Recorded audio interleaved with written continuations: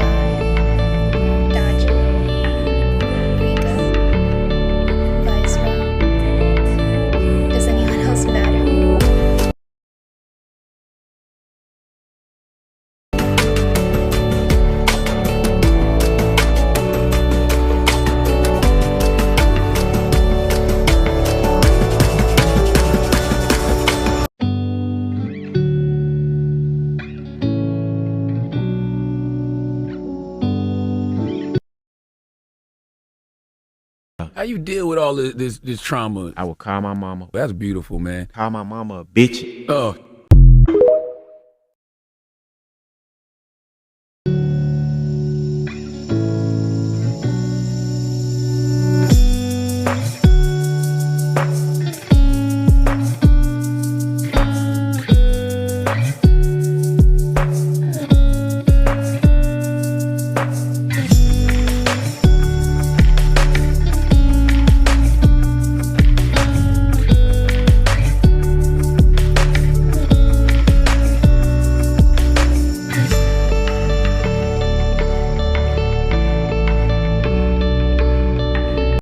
Terrible news for authors hoping to promote their book on TikTok. No, I'm not about to say that it's not a good idea, because I do believe that TikTok is such a great tool for authors to connect with their ideal audience. However, the issue is that too many authors think that they can have kind of a one and done approach, or that they're just going to make a couple videos saying buy my book and it's going to be amazing. There's going to be a bestseller happening. When in reality, it takes people a while to even register that you exist. So you're going to need to do a lot more videos than you thought. Once people have figured out that you exist, now they're going to be making a decision as to whether they're going to follow. Are you bringing them value in terms of entertainment, inspiration, or are you maybe a person who's written something that they might be interested in reading? How do you communicate this to them? You're not going to just be producing a bunch of videos saying, buy my book, buy my book. That gets old fast. What you're going to do is you're going to be creating a lot of varied content that is aimed towards your ideal audience. You're going to be doing things like your book aesthetic, maybe some quotes, maybe a cover reveal, maybe inspiration, settings, a day in the life as an author.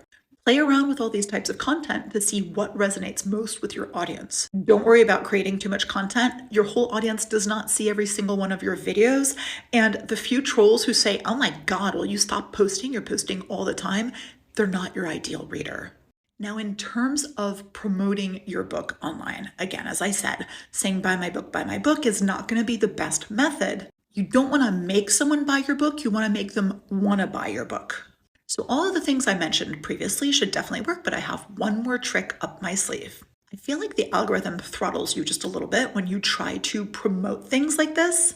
So what you do is you create some really fun videos that your audience tends to enjoy, and then you can put a little thumbnail sticker of your book cover in the corner of the video. Sneaky. Check me out. Check me out.